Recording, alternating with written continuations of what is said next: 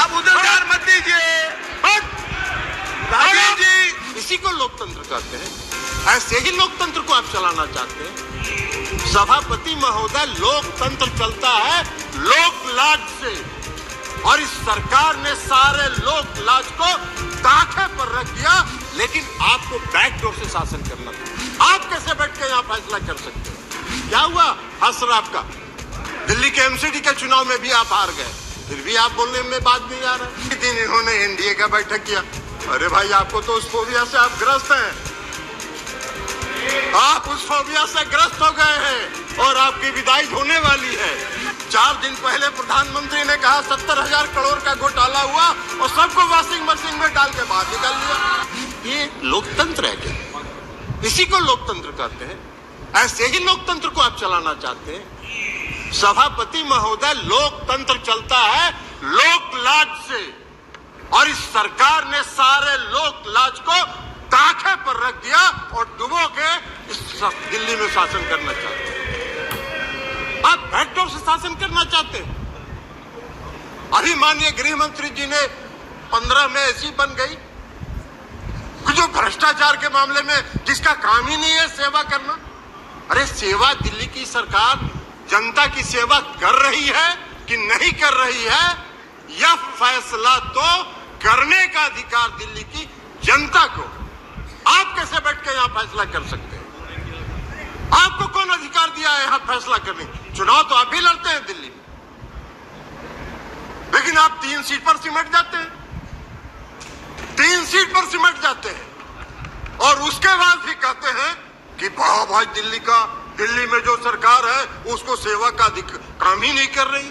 कौन सा काम आप व्याख्या कर रहे हैं? आपने दिल्ली के एमसीडी को सारे लोगों को मिला के एक एमसीडी किया। क्या हुआ हसर आपका?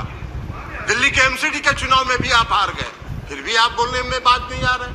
फिर भी आप बोल रहे। तो लोक लाज जब आप ताखे पर रख दीजिएगा तो यही होगा, क्योंकि आपने लोकतंत्र को समाप्त करने का निर्णय किया। आपकी मंशा है बैकडोर से शासन करना, मनोनीत लोगों के माध्यम से चुनी हुई सरकार पर शासन चलाना। यही मंशा आपकी दिल्ली में भी है और यही मंशा देश के अन्य भाग में। ये कौन सा शासन आप चला, कौन सा लोकतंत्र स्थापित करना चाहते हैं? अभी चर्चा कर रहे थे माननीय गृह मंत्री, गठबंधन की चर्चा कर रहे थे, इंडिया की भी चर्चा कर रहे थे। अब इंडिया का फोबिया तो उनको समा गया है, इसलिए कि आज तक तो कभी इन्होंने एनडीए की बैठक नहीं की, आज तक कभी नहीं हुआ था। लेकिन जिस दिन इंडिया की बैठक मंगलोर में हो रही थी उसी दिन इन्होंने एनडीए का बैठक किया। अरे भाई, आपको तो उस फोबिया से आप ग्रस्त हैं। आप उस फोबिया से ग्रस्त हो गए हैं और आपकी विदाई होने वाली है। तो इसलिए भ्रष्टाचार की बात कर रहे हैं। बैठिए ना बाबा, बैठिए। विदाई होगा आपका। बैठिए, भाषण दे रहे हैं। बैठिए, आप बोलिए ना। आप उधर ध्यान मत दीजिए।